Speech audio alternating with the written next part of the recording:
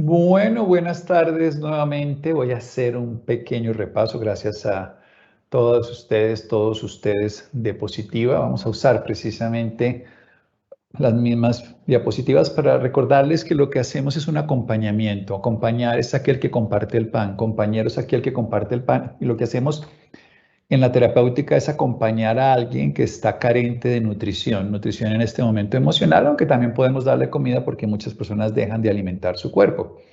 Recordemos que la experiencia previa que tengamos ante otra condición, la cultura donde vivimos y la actitud, estamos repasando, solamente es un resumen para volverlos a ubicar a dónde vamos, y que aprendemos por lo que vemos de los demás, los familiares, los amigos, la sociedad, cómo responde frente a la muerte. Pero es muy importante lo de las creencias y la espiritualidad porque lo vamos a rescatar ahora.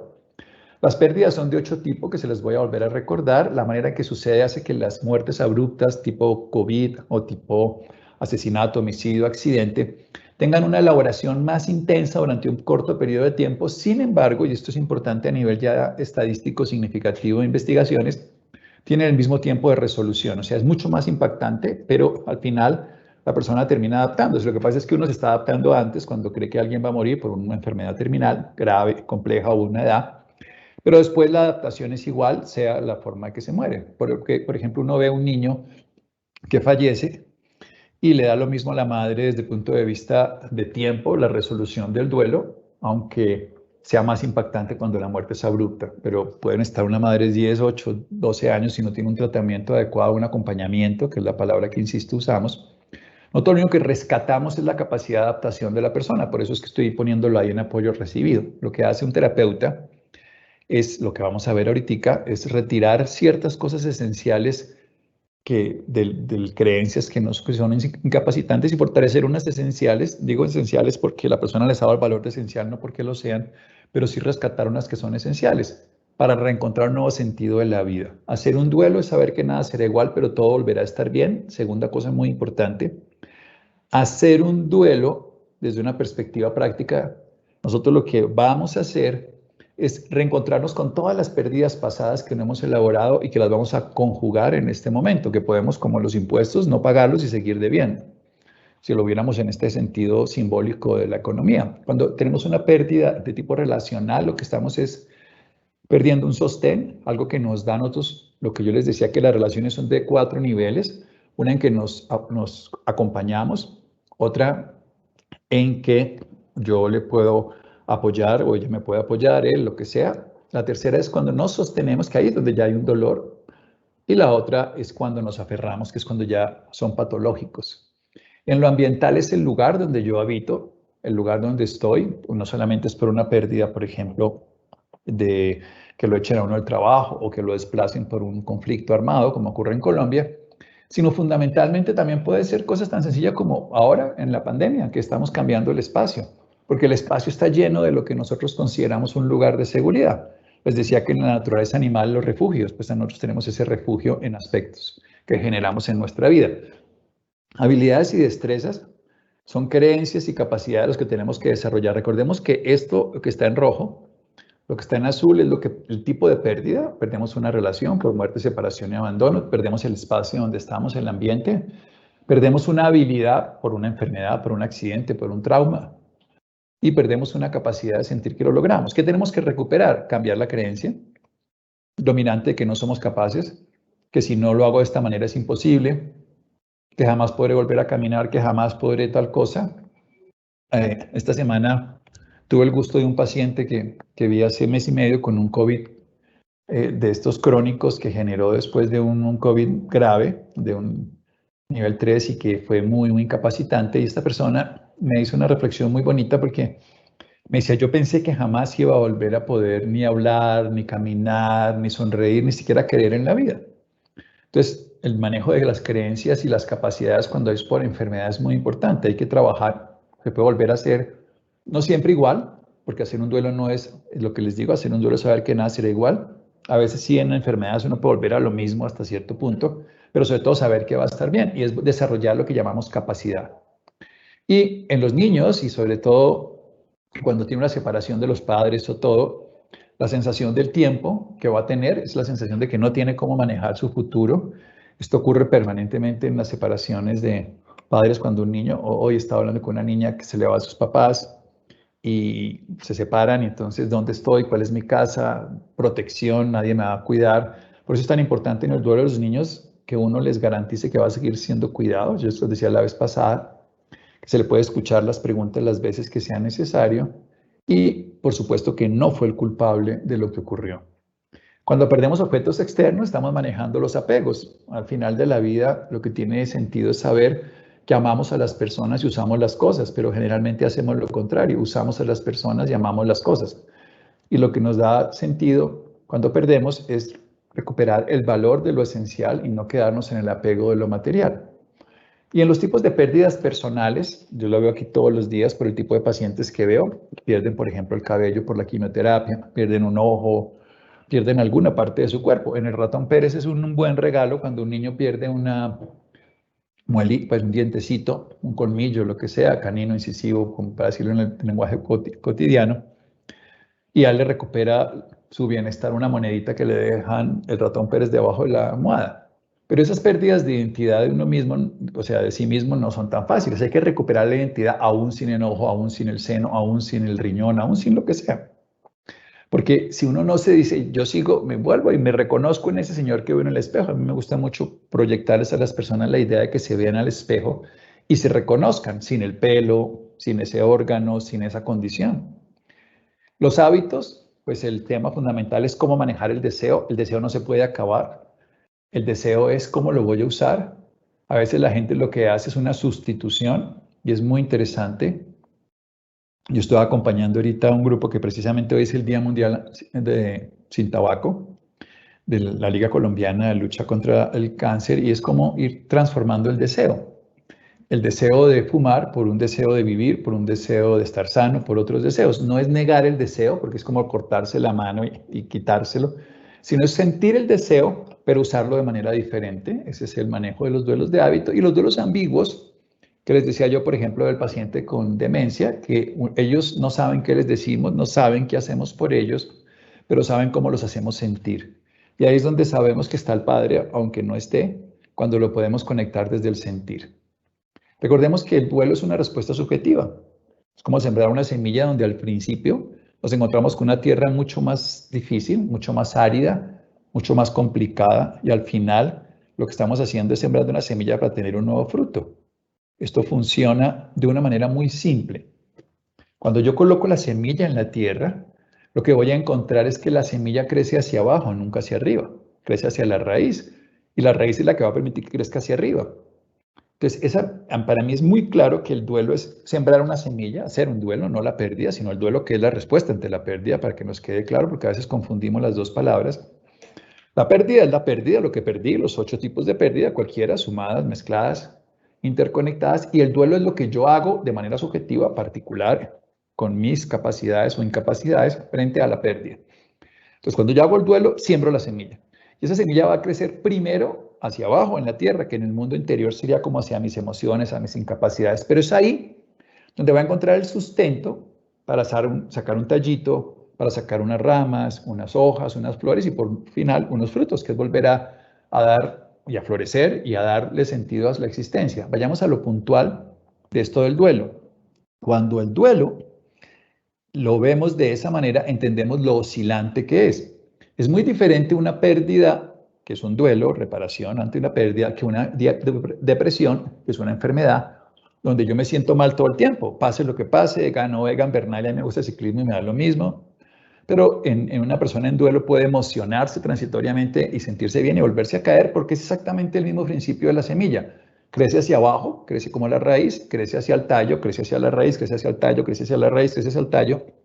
Y en la medida que hay más raíz, más tallo hay. Eso es muy importante entender este concepto de la raíz, porque eso significa que en la medida en que más voy hacia mí mismo y no hacia afuera, voy a recuperar eso que es la estructuración hacia afuera. O sea, yo voy a reparar, les decía el otro día, como construir una app de comunicación nuevamente, es cambiar el vínculo, ya no es externo, sino interno, y me voy a volver a conectar con esa persona, hombre, mujer, niño, niña, bueno, quien sea.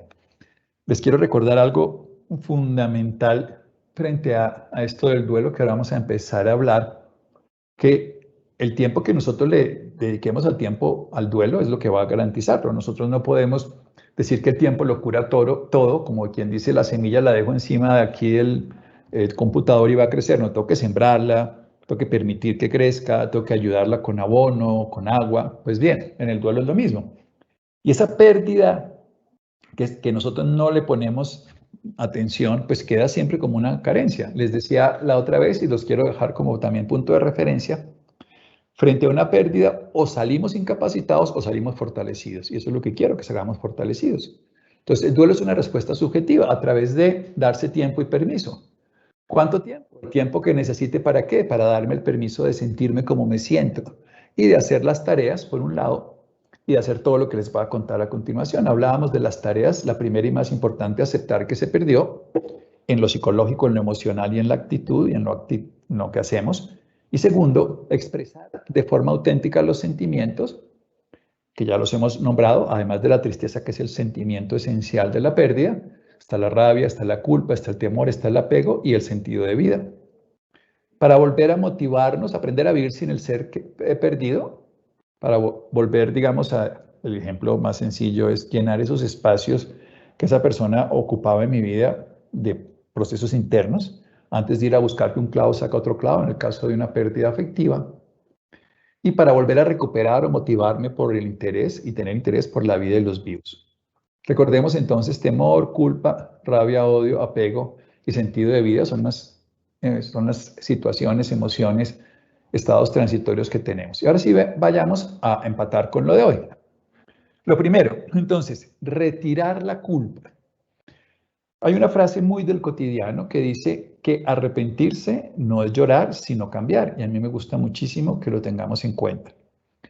Yo me puedo quedar llorando toda la vida por lo que no hice, pero tengo que aprender. Esta es la clave de retirar la culpa, aprender. Aprender para mi nueva vida.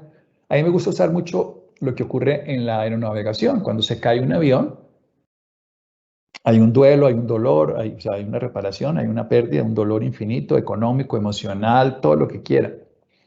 Pero lo que hace la industria aeronáutica es ir a mirar qué fue lo que pasó y aprender para los siguientes vuelos. Que el piloto se quedó dormido, que la caja negra dice que tal cosa, que no volaron a la altura, lo que sea. Eso es lo que tenemos que hacer. O sea, no es quedarnos en la culpa solamente, sino aprender para que eso sea útil para mí mismo, mi proyecto de vida, y también para otras personas, de pronto, si es la experiencia. O sea, si uno se queda en la culpa, solamente logra dos problemas. Uno, que no soluciona nada, y dos, que se daña su vida. Porque la culpa es muy incapacitante, la culpa es muy diferente a la responsabilidad, ahora lo vamos a nombrar. A mí me gusta esa palabra de la responsabilidad porque significa la habilidad para dar respuesta, responsabilidad. En castellano todos somos responsables, pero no somos culpables. Mejor dicho, podemos ser culpables también en el sentido de haber infringido un daño, pero quiero decir que la gran mayoría de veces lo que no nos permite sanar las heridas es quedarnos en la culpa. Si yo lo hubiera dicho, si no hubiera hecho, esto es el día a día de todas las consultas de duelo. Si fuera así, tal, sí, sí, sí. Y la persona se queda ahí. Entonces, ¿cómo logramos retirar la culpa? Yo les voy a contar, aunque se los decía la vez pasada, yo hoy traje, por ejemplo, adrede que yo lo cargo, mi diario de duelo donde yo apunto de mis duelos. Y los duelos son para mí muy importantes porque cada resolución con el duelo funciona muy bien. Les voy a ir dando una clave que para mí termina siendo siempre el proceso. Y hay dos tipos de pensamientos. Esto es una simplificación práctica, no es absolutamente real en el sentido neurobiológico, pero en el sentido psicológico y sobre todo el duelo sí es práctica. Hay que decir que hay cosas que terminan siendo prácticas como para que las podamos usar y no necesariamente son absolutamente ciertas en el sentido completo del término, pero que son válidas cuando las podemos utilizar. Y en este caso concreto, yo tengo dos tipos de pensamientos. Un pensamiento útil o inútil y un pensamiento que me dé paz o me dé zozobra o todo lo que ustedes quieran de más. Entonces, evidentemente, la culpa es lo contrario a la paz.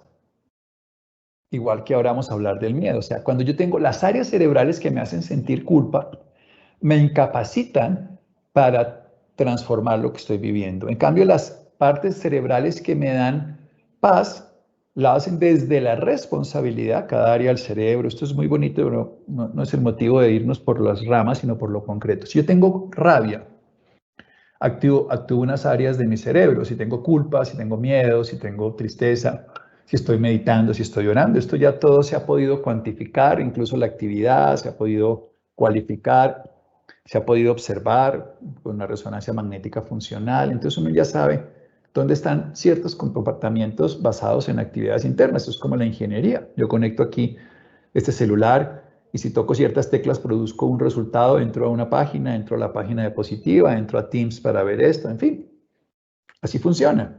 Entonces, la culpa y la paz, pues tienen mucho que ver. O siento culpa o siento paz.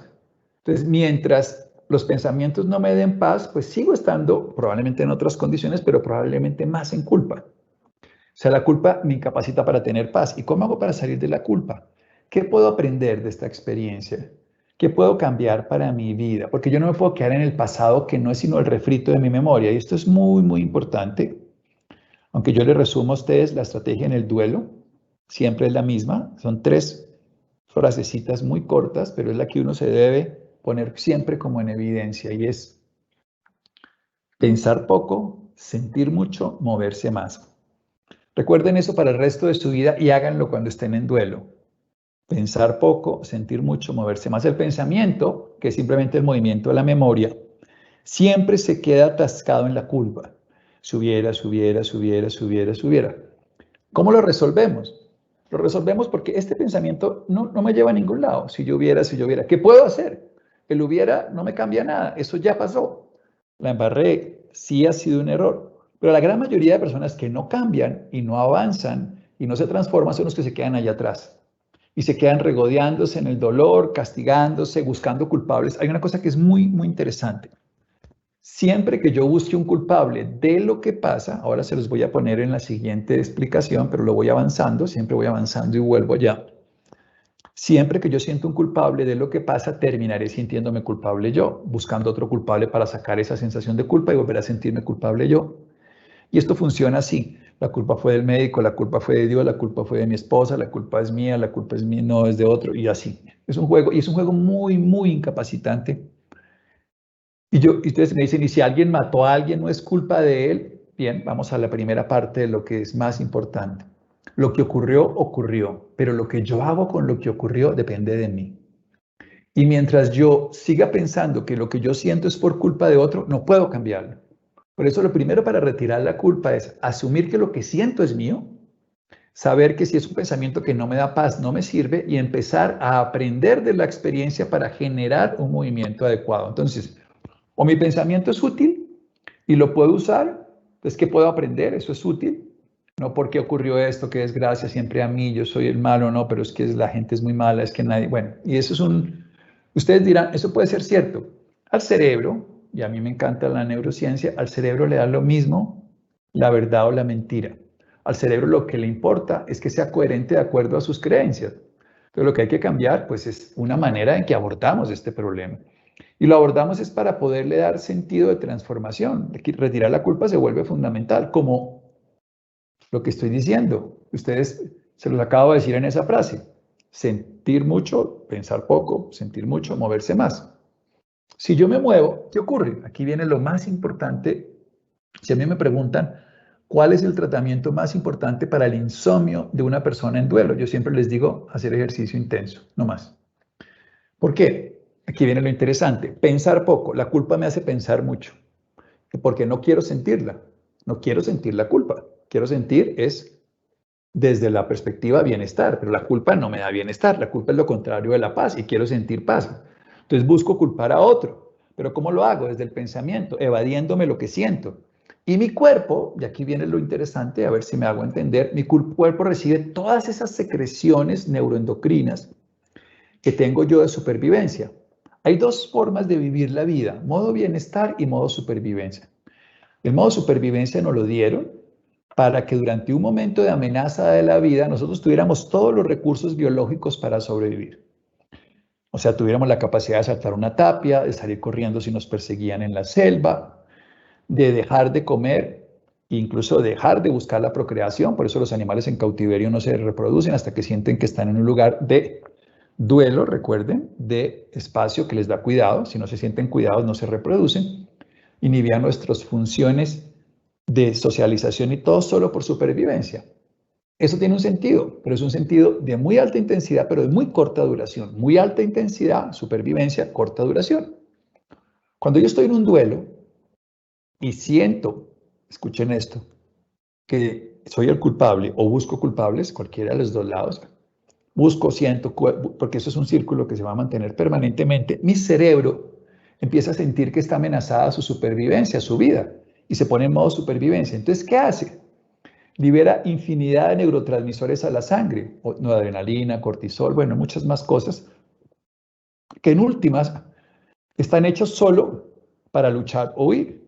Se los quiero explicar. Las plantas, por ejemplo, los vegetales, no pueden defenderse igual que un animal moviéndose, aunque se mueven, pero pues muy, muy lento. Un vegetal se mueve centímetros y se demora, mientras que un animal se puede mover pues kilómetros.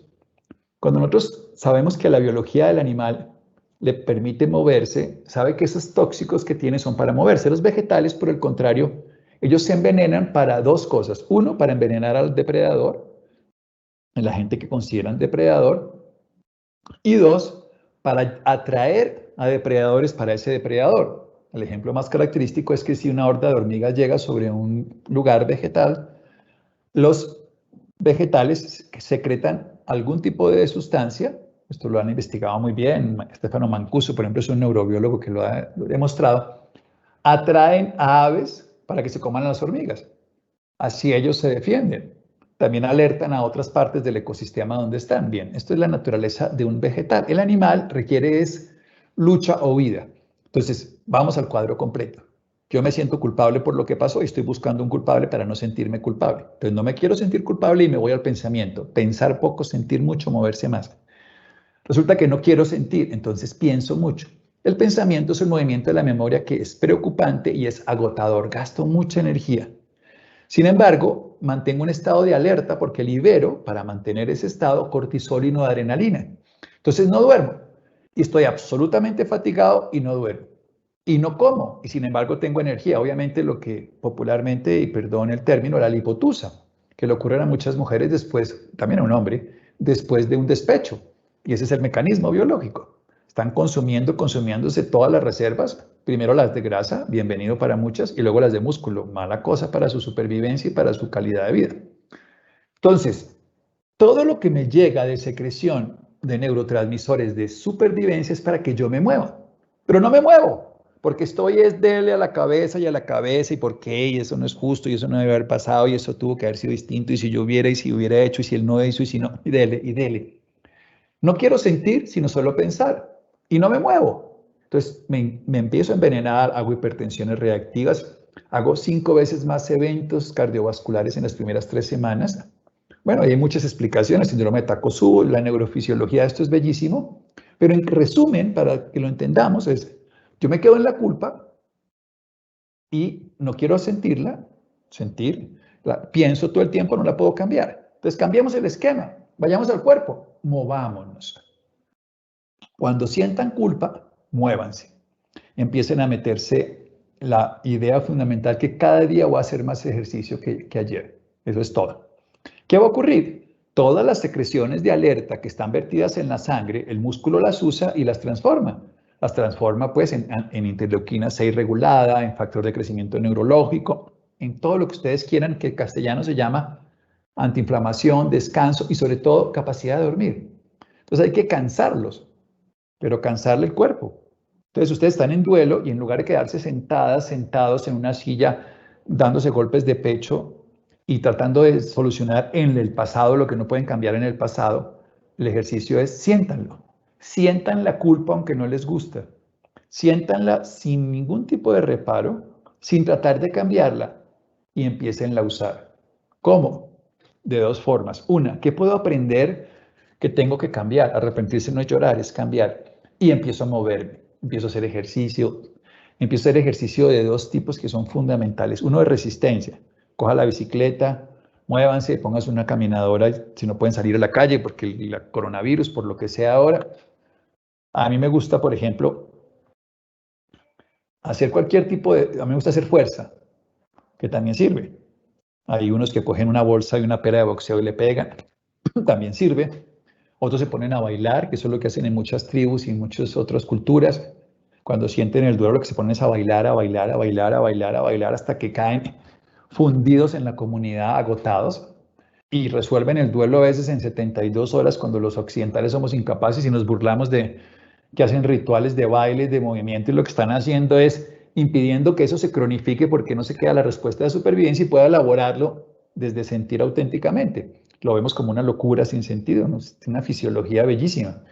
Y lo que hace la persona es que se mueve, se mueve, se mueve, se mueve, se mueve y se calma. ¿Por qué? Porque ha sacado todas esas secreciones a través de actividad. También tiene que sentirlo. ¿Y qué puedo aprender? ¿Qué puedo aprender de todo esto? Entonces ahí viene la escritura terapéutica en diario. Yo tengo un diario que llamo Diario de Duelo y entonces le voy escribiendo. Entonces lo titulo de acuerdo a lo que perdí. Recuerden que, por ejemplo, hoy estaba con una paciente que se le murieron los dos papás. Entonces, por COVID, uno tras otro, está la culpa en su máxima expresión, porque si lo hubiera traído aquí, pero que si yo no lo traje, lo llevé al hospital, bueno, todo lo que un paciente puede pensar. Y se murieron los dos papás, cosa que es muy profundamente dolorosa. Esta persona además tenía una relación muy, muy estrecha con ambos. Entonces, uno tiene que hacer un duelo y me dicen, bueno, pero ¿qué hago? ¿Mi papá o mi mamá? No, mi papá y mi mamá. O sea, tengo capítulo papá, capítulo mamá. ¿Y qué hago? Esta es las 2 y tanto de la tarde, entonces me acordé de mi papá y mamá y voy y lo escribo. Voy escribiendo todo lo que siento, primero en desorden, y luego veo qué puedo aprender. Entonces, ¿qué puedo aprender? Voy al final del diario, una libretica. Esto es mejor a mano, ¿eh? Les garantizo que lo pueden hacer también en computador o lo pueden hacer en celular con los dedos, pero biológicamente tiene mucho más sentido hacerlo a mano, porque yo no veo las teclas, o sea, cuando estoy viendo aquí las teclas, yo veo las letras, entonces ya hay una acción externa, pero aquí yo lo que tengo que es imaginar, entonces toco muchos aspectos. La mayoría de personas dicen que uno tiene que hablar mucho en el duelo y por mi experiencia y la de otros autores, hablar no alcanza a representar, yo creo que es un 6, un 8% del beneficio en el duelo, cosa que es importante, pero es relativamente mucho menos. El ejercicio hace mucho más, la escritura en el diario hace otro tanto y la vida espiritual. Yo siempre digo, las 4 actividades que hay que hacer en un duelo de cara de acciones, uno tiene que ver con hablarlo, pero la otra tiene que ver con sentirlo y jugarlo con actividades creativas, artísticas, con movimiento corporal y con actividad espiritual. Por eso las nombraba antes las creencias. Entonces, ¿qué hago con el diario? Escribo cada día o cada vez que lo sienta de lo que siento de esa persona, cómo me relaciono. Entonces me contacto con lo que tiene que tener sentido para mí. Y cuando veo que hay algo que es un aprendizaje, que es algo valioso, es algo rescatable, me voy al final y lo escribo. Puedo que escriba 70 hojas en el diario y solamente al final tengo 5 o 6 cosas. Eso es clave que sea así, no que escriba en los dos lados hojas y hojas, porque lo que uno aprende lo aprende bien. Y además eso nos sirve, eso tiene fecha, o sea, hoy 21, 31, pues, pero el día que sea 21 de febrero, el día que sea, con fecha. Y cuando uno se siente muy mal, uno va y mira para atrás y dice, mamá chica, mire todo lo que yo he pasado, no, yo he estado bien, he estado, porque así uno tiene una bitácora. Cualquier empresa, cuando tiene una crisis, empieza a hacer un debe, ya ve, tiene un PIG y va organizándose permanentemente. Un ser humano no lo hace con la propia empresa que es uno mismo. La otra cosa es, en un duelo, tenemos que tener claro priorizar. ¿Qué es lo esencial? ¿Qué es lo que tengo yo que rescatar? Yo siempre lo resumo en una frase. ¿Qué es lo más importante en la vida? La vida. Entonces, cuidemos la vida, ya que la tenemos, la propia, la de otras personas. Entonces, hay que priorizar. Sí, cuidar la vida, ¿qué significa? Si tengo una enfermedad, pues tengo que tratarla. Ya la gente generalmente en las pérdidas muy importantes, la muerte de un hijo, desecha todo lo demás. Esto no me interesa, no tiene valor, me da lo mismo. No. Lo prioridad tengo que, ¿por qué? Porque si el trabajo me da lo mismo, si se va el marido, les cuento que estadísticamente a los 8 meses, uno de cada 3 matrimonios cuando se muere un hijo se destruye. Y se destruye porque cada uno piensa fundamentalmente que el otro no está sintiendo el dolor como lo siente él o ella. Y juzgan y no entienden y se ponen por qué. El dolor los lleva muy a interiorización, a una interiorización que es útil, pero necesitamos entender que eso tiene una adentro y una afuera. Entonces una cosa que uno debe hacer es priorizar. ¿Cómo priorizo? Pues dándome cuenta de lo que es esencial. ¿Qué es lo que es esencial en este momento? A veces las madres se muere un hijo y tienen 2 hijos o 3 o 4 hijos más, pero están tan dolidas que se olvidan del otro. Ahora, es totalmente natural. Si yo tengo 5 dedos y a mí me machacan un dedo con un martillo, pues a mí los otros 4 no me duelen, pero el que me duele es el que me duele. Y así pasa, no podemos ignorar eso que es tan sencillo. Pero sí es importante que busquemos qué es lo que más tengo yo que hacer y hacerlo. Priorización. Ahora hablemos de, les decía, ustedes pueden escribir, moverse, espiritual, pero hay muchas otras formas de arte. El arte siempre ha sido, para mí, el que toca lo más profundo del ser. Cuando nosotros hablamos, y aquí es donde les decía de hablar, solamente manifestamos un porcentaje muy poquito, que es lo que corresponde al lenguaje intelectual. El lenguaje es intelectual, de hecho, las palabras están basadas en pues, un modelo intelectual de conocimiento, unas letras organizadas. Bien, eso es perfectamente útil y nos estamos comunicando a través de esto. Y es un sistema válido para las cosas creadas por el hombre. Y aquí quiero hacer un énfasis en algo muy profundo. El intelecto es válido para todo lo que creó el hombre. ¿Dónde queda la izquierda para manejar? La derecha, entonces cojo aquí en Colombia, pues tenemos en Inglaterra sería al revés. ¿Cómo son los horarios? ¿Cómo es la tecnología? Todo lo que ha creado el hombre, el dinero, las reglas sociales. El intelecto funciona muy bien. Pero la vida y la muerte no son creaciones humanas, son existenciales. Trascienden lo humano, ocurren en el cosmos permanentemente. Y eso al ser humano le cuesta mucho trabajo entenderlo. Y lo quiere manejar desde la razón. Hoy me decía alguien en un duelo afectivo, me decía esta frase: yo sé que lo mejor que me puede pasar es que se vaya. Sin embargo, estoy destrozado, un hombre. Y esto es textual. Si una persona tiene una racionalización del proceso, no ha ocurrido realmente una transformación, solo ha desarrollado una creencia para poder tapar otra sensación que es el dolor. Y si bien es cierto, es útil pues, meterle la razón a no quedarse allí, es insuficiente. Entonces, ¿qué tenemos que hacer? Buscar alguna forma artística. Por eso les hablaba ahorita del baile. En algunas comunidades, entonces ustedes me dirán, entonces me voy a poner a bailar la muerte de mi hijo, pues probablemente nosotros no podamos hacerlo porque no está arraigado en nuestra cultura, pero podemos hacer otras formas de arte.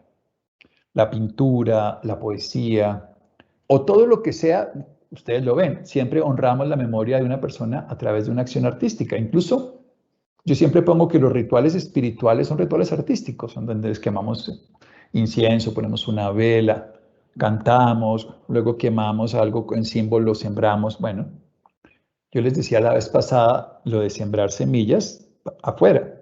Esta es otra de las maneras que a mí me gusta, por ejemplo, la naturaleza.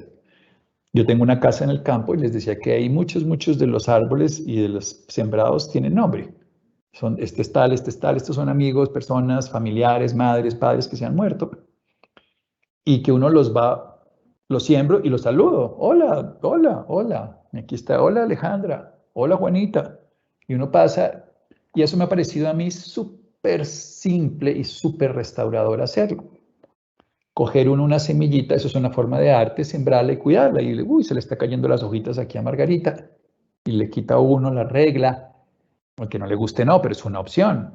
Como también puede ser, ustedes lo oyen permanentemente en el vallenato, todas son cantos alegóricos al manejo del dolor, y es una cultura popular muy interesante para manejar sus duelos y sus dramas psicológicos internos a través de una expresión artística. Hay quienes lo hacen a través de la pintura. Yo, por ejemplo, muchas madres que se les han muerto hijos, hijas, a través de la pintura lo resuelven bien. A mí, personalmente, lo que más me sirve es el ejercicio, el diario del duelo, y hacer esto de la naturaleza. Pero yo no tengo ni idea qué le guste a cada persona o cómo lo puede hacer o qué sería mejor. Lo importante es no quedarse en el pensamiento, pensar poco, sentir mucho, moverse más en el diario, moverse más en el ejercicio, moverse más en el jardín, moverse más. Y una de las cosas que yo he visto, por ejemplo, que es muy buena y a mí me parece muy interesante ese símbolo desde la antigüedad de, por ejemplo, de cavar una tumba. Eso es súper agotador. Cualquiera que haya cavado un pozo sabe el esfuerzo que tiene que hacer. Hoy en día nadie mete la mano ahí. Entonces, cavar para poner semillas, para poner plantas, árboles, simboliza muy bien eso desde el punto de vista de que nos hace toda la sensación de estar generando una nueva vida donde ya no lo está. Y esto no es anecdótico, porque lo que estamos haciendo es reencontrarle un sentido a la vida. Estamos reencontrando un para qué vivir cuando el duelo nos ha arrebatado la sensación de que la vida tiene sentido. Vamos a hacer un pequeño corte aquí para preguntas, no para acabar la charla. Voy a decir dos cositas más y quiero que Siliana o quien quiera que esté acompañándome me ayude con un par de preguntas. Me gustaría muchísimo por una razón. Y es que fundamentalmente cuando uno busca un sentido de vida, termina encontrando realmente que esa persona significaba mucho. Y lo que tengo que hacer es, voy a empezar a hablarlo ahorita, poderlo sentir, poderle agradecer y poderla amar. Porque así es como se resuelve. Pero esta actividad esencial es, no nos quedemos en la culpa, ya les expliqué por qué, el daño neurológico y biológico que hace. Para eso vamos a sentir y vamos a buscar aprender qué podemos aprender y usamos el diario y nos movemos cada vez más, hagamos todo el ejercicio que podamos, prioricemos lo que tiene sentido para darle como una estructura, si no la mente se enfoca muy difícil en el duelo, por razones obvias, por muchos aspectos neurobiológicos, pero a concentrarse es lo más difícil después de un duelo. Por eso sirve mucho la expresión artística, porque el arte no requiere la misma concentración que requiere el intelecto, que es lo que se altera, y que el duelo además nos saca del intelecto y no se resuelve con el intelecto, se resuelve como la vida, con el sentir, con lo más profundo, que tocamos las emociones, y eso todo lo que nos va a encontrar un nuevo sentido, un para qué vivir. Un tiene sentido enamorarse aunque me deje la pareja, un tiene sentido volver a vivir cuando se le muere a uno el ser que más ama, un tiene sentido y entonces la gente dice, pues me voy a suicidar, me voy a morir, me dejo enfermar. Y ahí es cuando, ¿cuál es el sentido de mi vida? Haciendo todo esto lo recuperamos.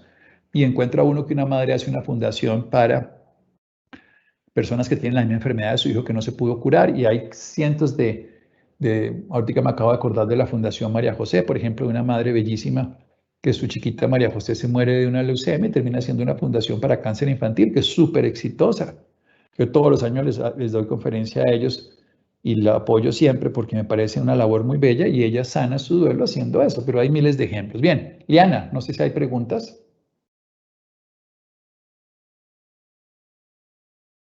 Hola. Doctor Rojas, no tenemos hasta el momento preguntas, pero no sé si les damos un minutico para que las vayan enviando. Sí, sí, sí, Bueno, aquí ya nos acaba de llegar una. Dice, ¿es bueno que una persona que perdió al hijo se muestre siempre como víctima y que todos la miren como víctima?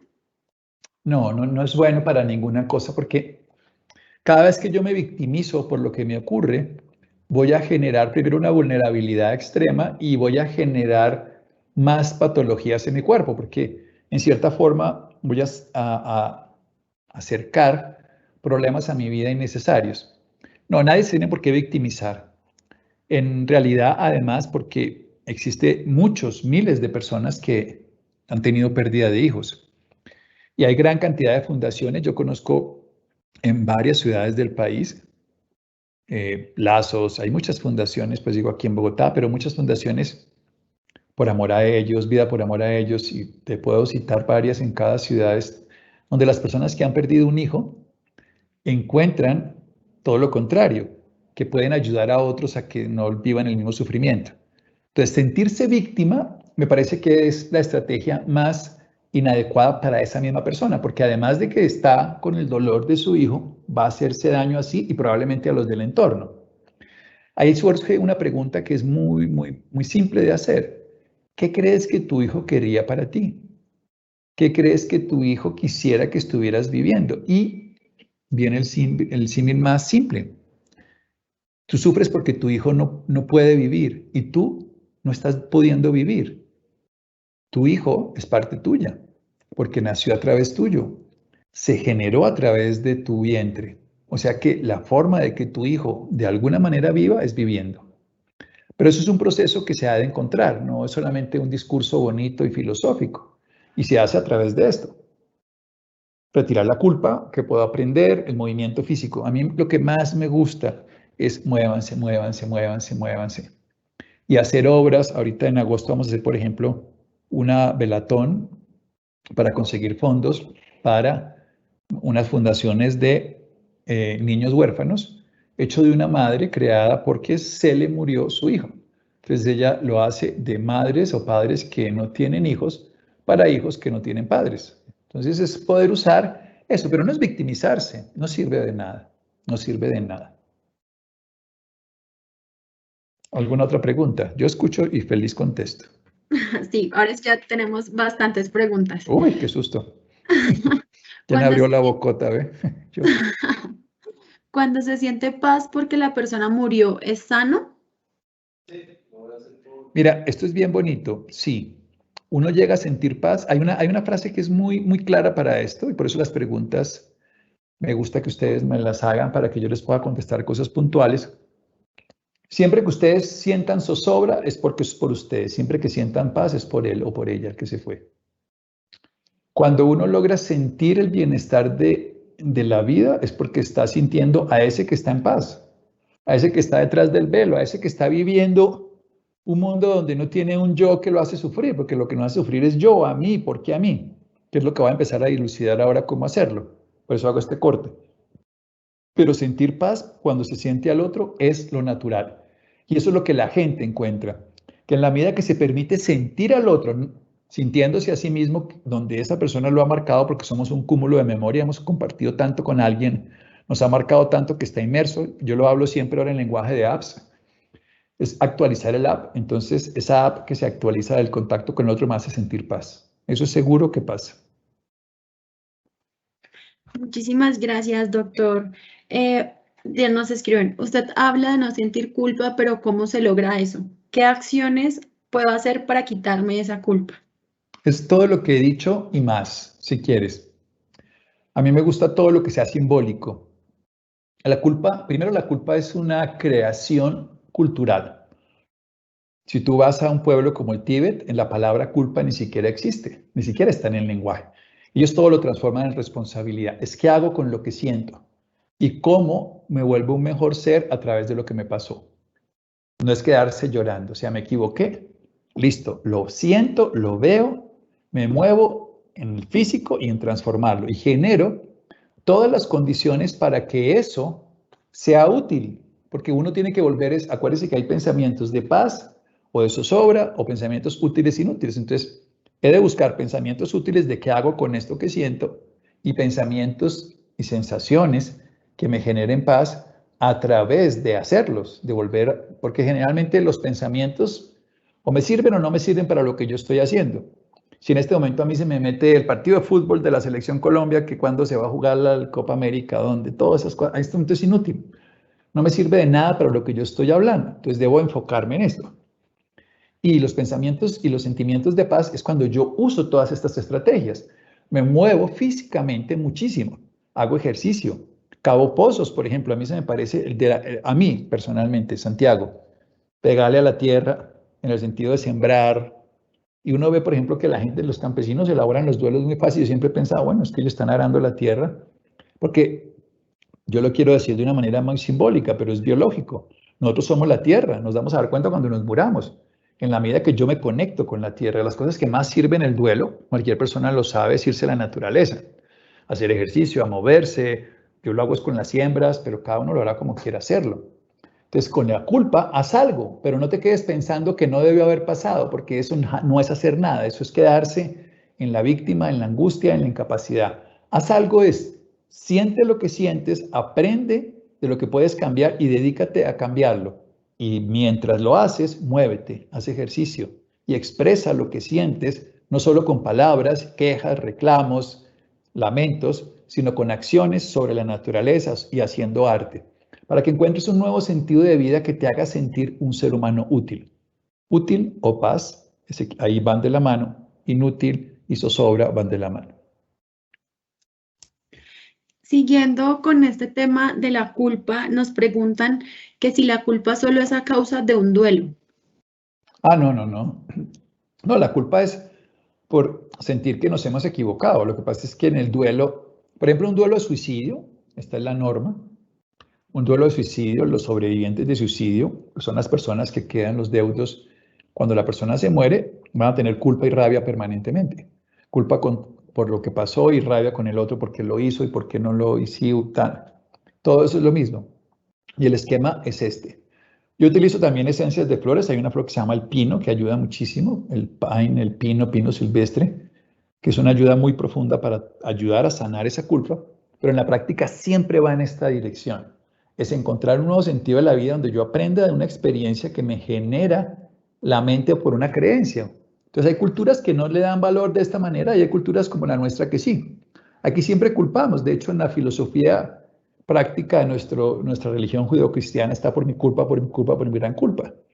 Y siempre manipulamos, tú eres el culpable de lo que hiciste, tú eres el malo, por ti yo sufro, tú me haces el daño, y siempre buscamos una imagen patriarcal. Él es el culpable, llámese el gobierno, llámese Dios, llámese el médico, siempre hay un culpable.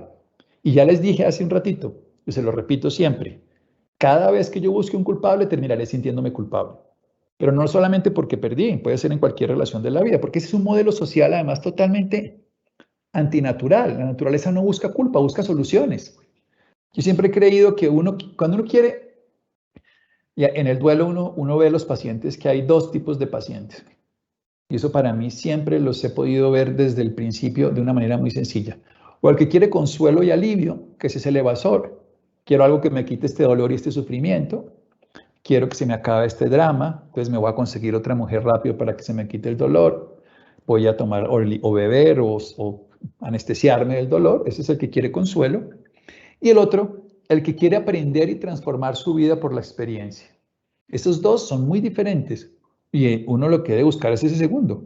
Pues no quiero decir si me llega el primero porque me llegan muchos de ahí, es tratar de llevarlo. No quiero decir que pues, no me importa, no, todo lo contrario. El trabajo terapéutico es por igual a ambos, en el sentido de que me importan ambos, pero que es mucho más fácil salir cuando uno no quiere consuelo, cuando uno quiere sacar un aprendizaje. Y por ejemplo, voy a ser muy honesto, en duelos de hombre y mujer, cuando hay separación, la mujer no busca consuelo, por cuando va a consulta de despecho, sino busca aprender para no volver a caer en el mismo tipo de patrón, del mismo tipo de personajes de historia, y el hombre se busca consuelo y por eso busca reemplazos.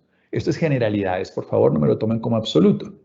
En el caso de la muerte, paradójicamente funciona al revés. El hombre generalmente cuando una muerte lo golpea mucho, no cuando no le importa, busca comprender el sentido de la vida y la mujer busca más fácilmente consuelo. Entonces, es una cosa que yo he visto de generalidades, no vuelvo y digo, no es absoluto. Entonces, uno lo que necesita siempre es que la persona no se quede en la búsqueda simple de consuelo, sino que busque algo mucho más de fondo, que es aprender y crecer a través de la experiencia. Les garantizo que no hay escuela de la vida más transformadora y que lo saca uno en mejor condición que elaborar un duelo, sea el que sea. Gracias, doctor Rojas. ¿Cómo puedo generar duelo de una relación sentimental que termina cuando hay hijos de por medio y debo ver ocasionalmente a esta persona por los niños? Claro, es que el tema fundamental es que uno sigue sin querer hacer duelo porque no ha entendido el rol, que es totalmente diferente. Ustedes, es como cuando termina uno una empresa. Uno tiene que ver a la otra persona en el factor que queda. Hay cosas que no se va a acabar. Ustedes tienen un vínculo que es eterno, que es que los dos son padres. Pero hay un vínculo que se acabó, que es el que son pareja. Y el vínculo de pareja debe dejar de existir, y eso es hacer el duelo. Hacer un duelo es recuperar ese bienestar perdido que sentía cuando estaba con esa persona sin necesitar a esa persona. Pero no voy a perder el vínculo que tenemos de ser padres. Entonces, ¿qué debo hacer? Limitar mi comportamiento, mis expectativas, mi manejo, mi relación al vínculo que nos une, nuestros hijos. Mis diálogos, ahí sobran. ¿Y cómo has estado? ¿Has estado bien? ¿Qué has pensado? Es como estuviéramos hablando, yo siempre digo, como si estuviéramos hablando con un vecino que estamos dividiendo simplemente los linderos, hasta aquí y hasta allá. Ustedes hasta allí, yo hasta aquí y ya está. Que tuviéramos un conflicto, obviamente. Entonces, una relación de pareja se terminó. Hay que hacer el duelo a la relación de pareja. Y no hay Y siempre hay un error fundamental, es una expectativa. Yo espero que esto cambie, todo lo hago. No, tengo que aceptar que se perdió. Yo lo decía, aceptar que se perdió, expresar lo que siento, aprender a vivir sin la persona perdida y volverse a motivar por la vida de los vivos. Así se hace. No de a poquitos, no, es que esto va a cambiar y manipular a los hijos para que vuelva o para que no sé qué. La relación se acabó a nivel de pareja y tenemos con ese ex socio todavía unos negocios compartidos que son nuestros hijos. Es verlo a ese nivel, verlo a nivel que somos socios de un proyecto que no va a terminar, pero que ya no somos pareja, no somos amantes y podemos ser ni siquiera amigos. Si se hace así, ocurre, esto voy a hablar ya desde la ciencia, que 3 años después se vuelven a ser amigos, no necesariamente pareja, por supuesto, esto es muy ocasional que vuelva a existir una relación de pareja, es lo menos que ocurre, pero si se hace de esta manera, donde se saben los límites y se sabe dónde se tienen los vínculos, a los 2, 3 años, que generalmente el tiempo que se necesita, se reencuentra a un nivel totalmente distinto y se mantiene una amistad y una amistad que es auténtica, porque ya no hay expectativas. A mí me gusta la frase que dicen los orientales que amar es ayudar a otro a ser libre. Entonces, cuando uno realmente lo ama, puede estar ya él en la libertad y uno no necesita, porque no hay pasión. La pasión significa pator, patense, significa padecer. O sea, cuando uno tiene pasión aún por el otro, pues padece. Padece porque está con otro, padece porque no me quiere, padece porque me ignora, padece por eso. En la medida que uno no acaba el amor, yo siempre he dicho que el amor no se acaba, las relaciones sí, y simplemente se pone en el lugar que corresponde. Cuando la pasión, que sí se acaba, entonces puede haber otras emociones que estaban ahí, otros vínculos que estaban ahí, que son de amor, de amistad, pero toca hacerlo de esa manera. Primero comunicarse solo en lo estrictamente que los une, y cuando ya se ha podido sanar esa pasión, ese deseo, ese apego, puede volver nuevamente un vínculo. Doctor, como en esta misma línea, en algunos casos se ve que una infidelidad duele más que la muerte de un ser querido. ¿Por qué se da esa valoración tan diferente? Porque en la infidelidad hay expectativas, mientras que en la muerte ya hay certezas. Yo creería que la infidelidad tiene que ver con aspectos mucho más profundos primero de creencias en nuestra cultura, que son muy distintas. Hay culturas donde, incluso en nuestro mismo país, hay zonas que hace unos años que se considera que, no estoy hablando a favor de la infidelidad, quiero que me entiendan, estoy simplemente describiendo que son creencias. Por ejemplo, nosotros, ciertas culturas, un hombre tiene varias mujeres, pero si ustedes van al Tíbet, que la he nombrado, hay 3 zonas en el planeta donde una mujer puede tener varios hombres. Y esto suena un poco raro, y es natural. En el Tíbet se tenía eso, porque los hombres tenían que buscar cosas muy difíciles, de ir de trabajo y de irse y a perderse, y se podían morir en todas esas travesías, es una zona muy agreste. Entonces una mujer se conseguía 2 o 3 maridos para que se garantizara que el clan sobrevivía. Y eso se ha quedado en esa cultura y en otras, es la minoría, por supuesto la mayoría es al contrario. Entonces, el concepto de infidelidad es un concepto donde tenemos que ver mucho con la cultura, de lo que es correcto e incorrecto, lo que debería ser y no debería ser. Yo lo que creo es que uno debe tener, pues, más allá del deber ser, debe tener unos pactos claros con la otra persona, como hacer unos tácitos y unos explícitos. Mira, esto es lo que yo quiero y lo que yo espero y lo que yo doy y lo que aporto, y entonces por eso confío que se haga de la misma manera. Sin embargo, uno se da cuenta que la gran mayoría de las infidelidades están basadas en unos supuestos que se tienen sobre lo que significa esto y en unas incoherencias internas entre lo que uno dice y lo que uno hace. Entonces la carreta de que yo sí soy un amor libre y todo, pero por dentro funciona diferente. Y por último, de muchas carencias internas. Y aquí viene tal vez la respuesta más interesante a esto. Y es para avanzar de una vez, la actividad esencial para sanar todas estas heridas, lo primero que yo tendría que hacer desde el punto de vista de ir a resolver lo que alguien decía ahorita, que siento paz cuando está al otro lado, es dejar el duelo de la deuda. Si esto lo logro hacer entender esta tarde y ustedes lo logran hacer, ustedes les va a cambiar 100% el manejo de sus propios duelos y de los demás. Esto es lo más difícil y es a lo que más importancia le doy yo. Por eso hice esa pausa, cambiamos un poco el tema para llegar acá. Yo todo lo divido siempre como en partes para que el cerebro vuelva y se conecte, para que me entiendan. ¿Qué significa el duelo de la deuda? Primero que nada, si yo les puedo hacer entender esto, vamos a verlo desde el lugar donde mi cuerpo lo va a sentir. Y esto va a servir para terminar de contestar lo de la infidelidad. No me voy a salir, sino me voy a ir por un lado para integrarlo. Cuando yo siento algo, yo soy la persona que lo siento. Ya lo he dicho, pero quiero hacer énfasis acá. Todo lo que yo siento es el resultado de lo que yo, desde el punto de vista neurobiológico, neuroendocrino, inmunológico, es lo que me hace sentir. En castellano decimos nosotros que las hormonas son las que nos hacen sentir como nos sentimos. Tristes, deprimidos, felices, pletóricos, son puras secreciones internas. Bien, yo tengo que tener claro, cualquiera de nosotros, que yo, Santiago, para mí, pero cada uno, Patricia, Aliana, Jorge, Alfredo, Margarita, Juana, quien quiera que sea, Marisabel, la persona que sea, ha de entender que todo lo que siente es producción propia. No es causada por el otro. Ahí es donde está la dificultad con lo que acabo de decir. Todos dirán, pero ¿cómo no me siento mal si se fue con mi esposo, si se fue con mi esposo, se fue con mi secretaria, mi esposo se fue con mi mejor amiga, mi esposo tiene 3 hijos con otra mujer, lo que sea, o mi esposo o mi esposa? Aquí no lo crean que esto tiene nada que ver con sexo, no. Yo entiendo que hubo un acto, acción, y un resultado, reacción. Sin embargo, de ahí en adelante, todo lo que yo siento es mi secreción propia. O sea, sí hubo una causa y sí hubo un efecto, pero todas las demás veces yo soy el que lo produzco. Y aquí viene la forma más importante de entender. Yo me siento así por mí y no por lo que ocurrió. Si yo logro hacer eso, la forma de resolver un duelo es dramáticamente diferente.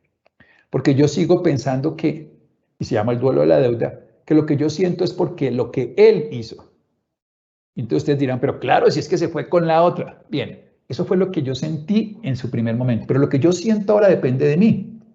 Y puede ser que yo diga, definitivamente, me siento tan mal que yo no quiero estar con esta persona, pero me voy a buscar, y aquí es donde les decía a los dos grupos, el que quiere consuelo, ese se victimiza, quiero que todo el mundo me compadezca, y el que quiere transformación y dice, hacer un duelo no es olvidar, es recordar sin dolor, y hacer un duelo es aprender. Aprender de esta experiencia. Entonces, ¿cuál es el duelo de la deuda? Yo creo que todo lo que yo siento es por culpa del otro. Vamos a poner el ejemplo más simple, no vamos a hablar solo de infidelidad, pero se muere mi papá, mi mamá, y yo siento que desde que se murió mi vida no tiene sentido. ¿Qué estoy haciendo? Culpándolo. Culpando al otro. Volvemos a la culpa. Siempre empiezo por ahí. ¿Cómo así que estoy culpándolo al otro si yo lo quería? No, sí, porque estás diciendo que tu vida se destruyó desde que se murió. Pero ¿cómo no? Si es que se murió. Entonces estás culpando a la otra persona. Esto es muy difícil de que me lo entiendan a la primera. Yo a veces me demoro varias consultas hasta que el paciente me dice que se da cuenta de eso y cambia todo.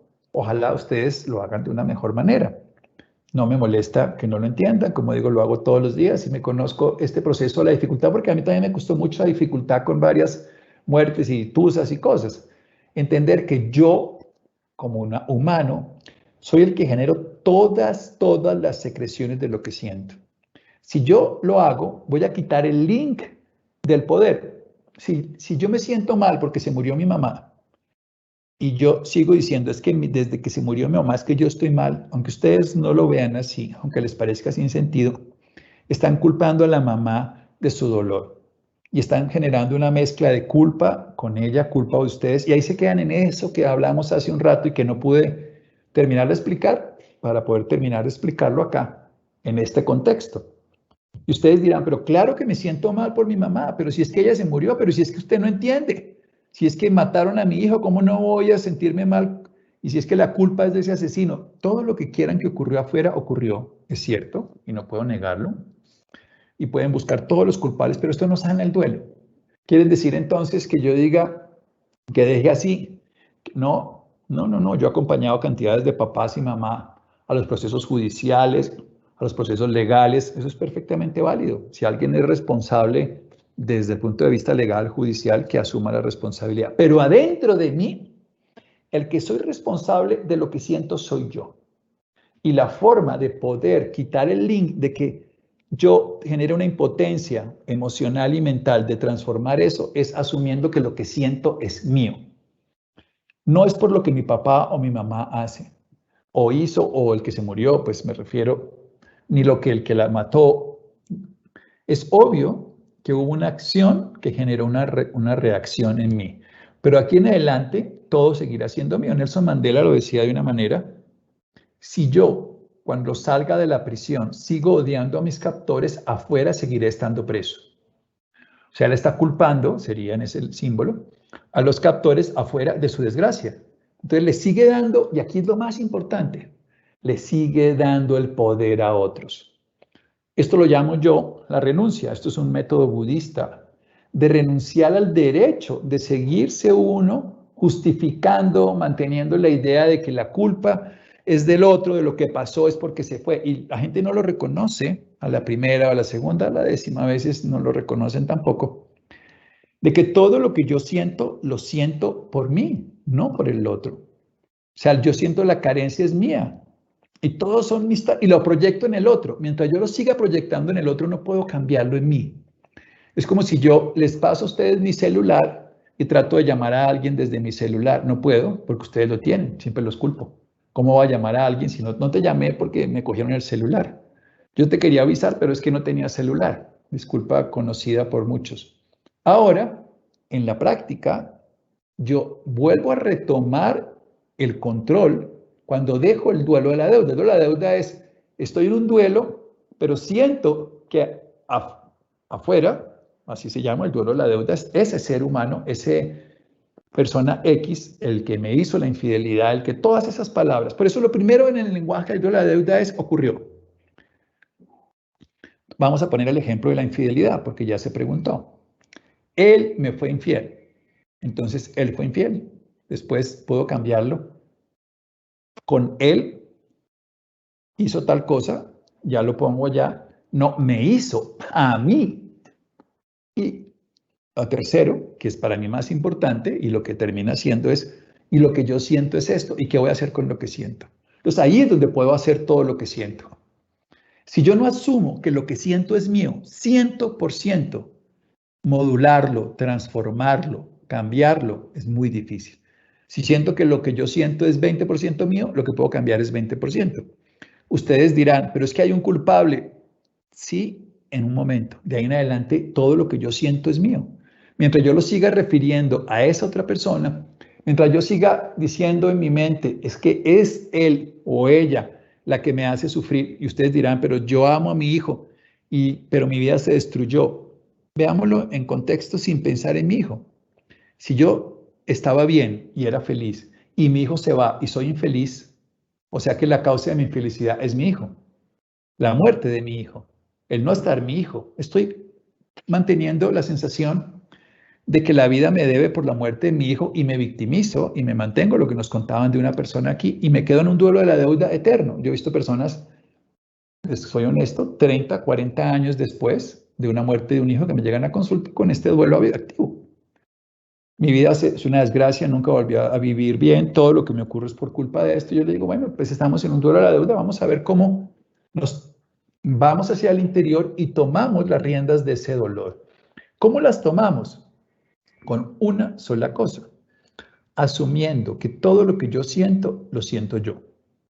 Empiezo a sentirlo. O sea, lo que yo siento en este momento lo siento yo.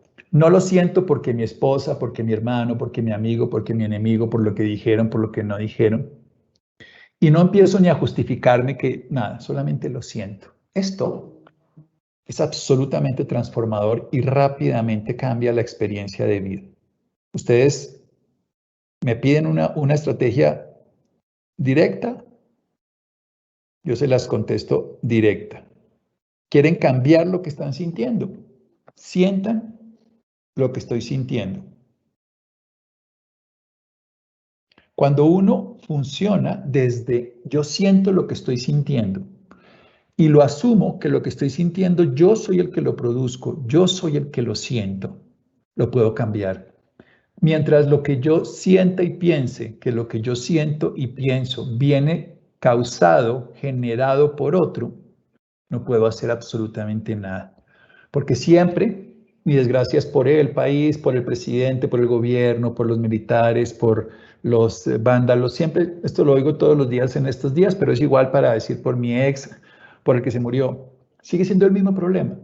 Yo no puedo transformar algo, y quiero que escuchen esto que es lo esencial. Yo no puedo transformar algo que no pueda asumirlo, que no pueda asirlo, que no pueda cogerlo, que no pueda manejarlo.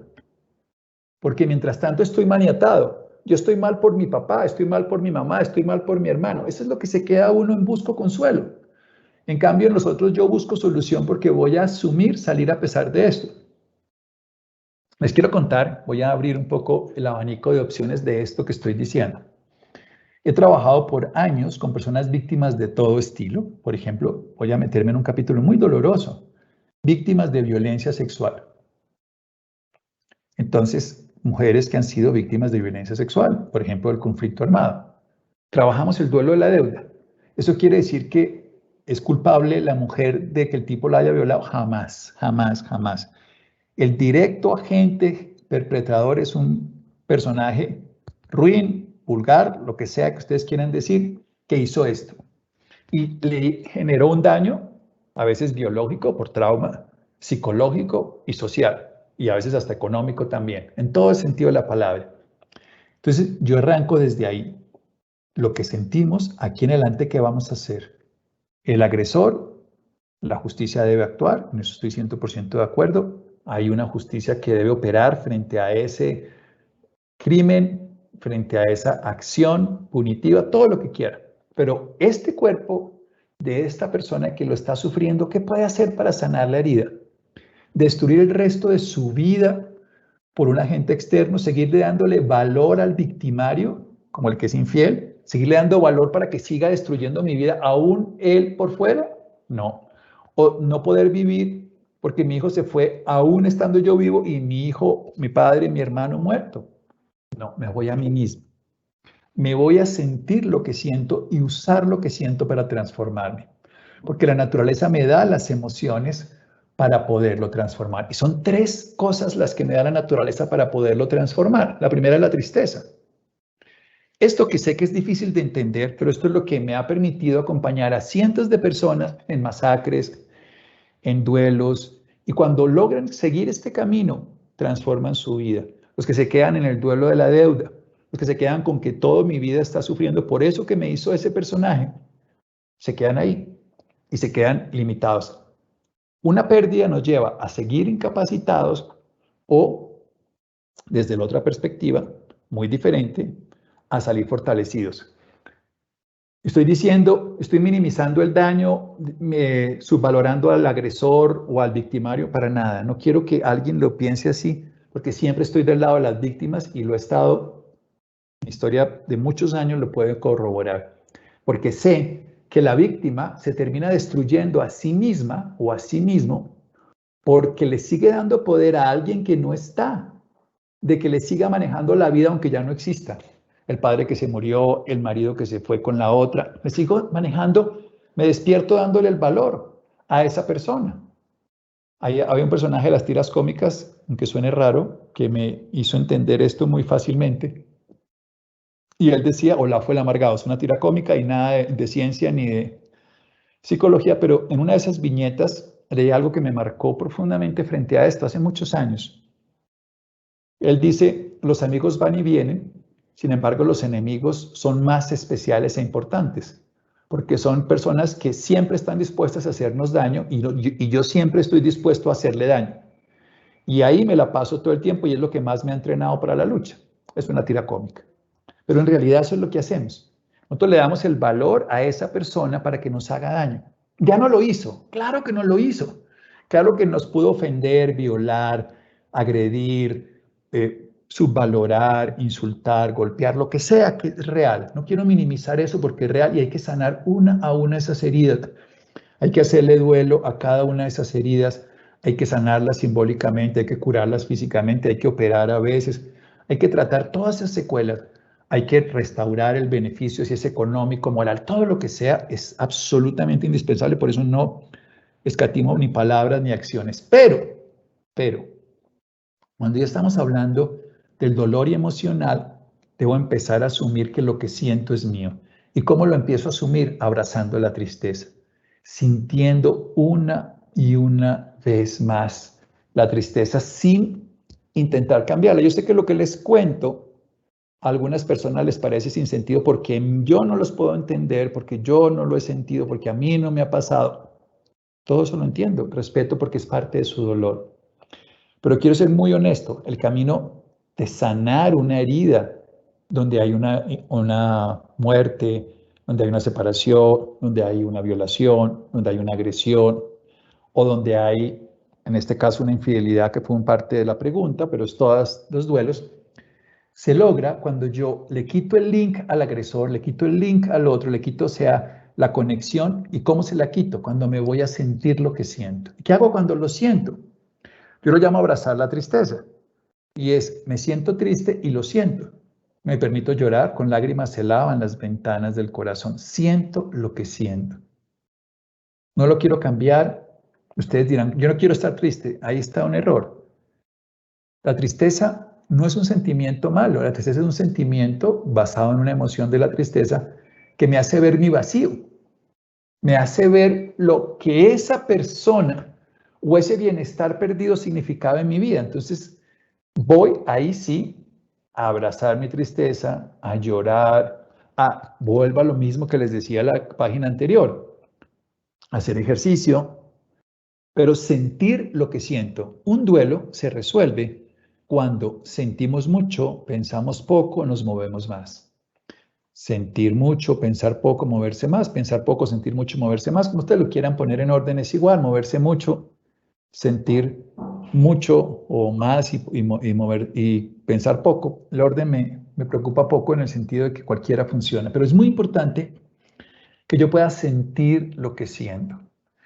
Por eso cuando una mujer, vamos a ponerlo en contexto, y a mí me gusta meterle ciencia, dura llorando después de la muerte de su hijo, sintiendo desgarradoramente el dolor, porque es que lo tiene que sentir, eso es, ¿por qué sentimos dolor?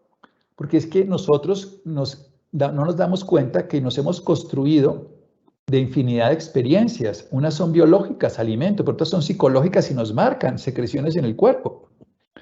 Cuando uno empieza a entender esto, se da cuenta que todo lo que yo tengo son huellas de experiencia, de las toneladas de comida que comí y de las toneladas de experiencias sensoriales que tuve en contacto con las secreciones cuando estaba con las personas que yo amaba.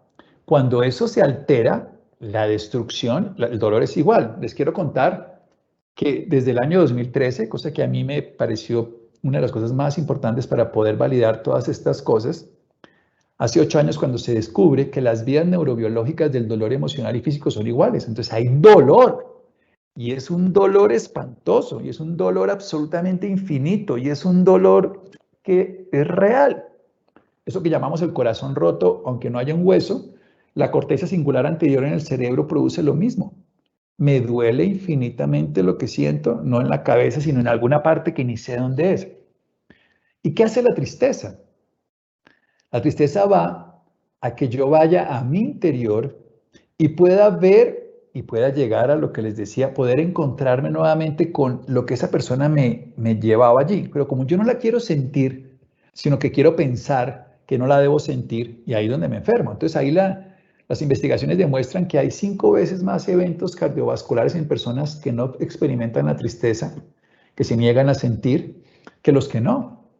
O sea, es una barbaridad, o sea, puede haber más infartos y todo. Por ejemplo, en un padre que se niega a sentir versus una madre que lo está sintiendo. Esta mujer está llorando y pensamos que está peor, no. Está sintiendo lo que está sintiendo. Y nosotros le decimos, no sientes, no llores. No, yo lo que les digo es te acompaño a tu sentir, te acompaño a tu lágrimas, te acompaño, te explico cómo lo puedes hacer mejor. Pero si el duelo de la deuda se ha de acabar, abrazar la tristeza de sentir.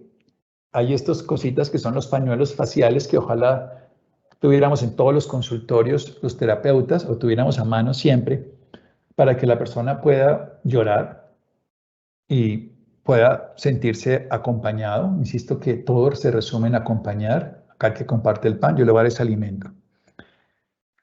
Si yo dejo el duelo de la deuda, significa que yo asumo que lo que yo siento por todo lo que estoy sintiendo, soy yo el que lo produzco. Cuando lo siento, me permito sentirlo. Y empiezo uno a uno a ir sanando los pendientes. Ahí me ha ayudado el diario, por eso lo puse la vez pasada. Pero también yo voy viendo con esa persona todos los pendientes que tengo. Vamos a suponer el ejemplo de alguien que me agredió. Entonces, los pendientes son conmigo mismo. Me queda pendiente y entonces es lo que uno le puede preguntar a una persona. ¿Qué fue lo que perdiste? Si uno se le murió, perdí a mi papá. No. Perdiste el gozo de la vida, perdiste la confianza que él te generaba, perdiste el apoyo. Entonces, ¿te acuerdan lo que pusimos en una página y que rescatamos hoy de los tipos de pérdida y el manejo del duelo? Bien, eso es lo que yo voy a rescatar. Cuando una persona es violada, ¿qué fuiste lo que perdiste? La autoestima, la valoración, la sensación de pureza y limpieza que tenía en mi cuerpo. Cuando se fue tu marido con otra persona, ¿qué fue lo que perdiste? La autoestima, le di el valor a alguien de que me hiciera feliz, la sensación. Bueno, eso es lo que perdí, eso es lo que tengo que sanar. Eso, que en mí está pendiente para volver a estar en orden, y eso es en mí. Porque es en mí donde está ese dolor, es en mí donde está esa incapacidad, es en mí donde está esa frustración, es en mí donde está esa sensación. Por eso al final, cuando uno hace un duelo, en realidad está haciendo dos cosas muy simples: recuperando el bienestar perdido y haciéndose cargo de uno mismo. Esto es, estoy recuperando lo perdido. Lo perdido no es el perdido, mi marido, la esposa, el dinero, no, es lo que yo perdí en mi interior, porque eso es lo que después me incapacita para socializar.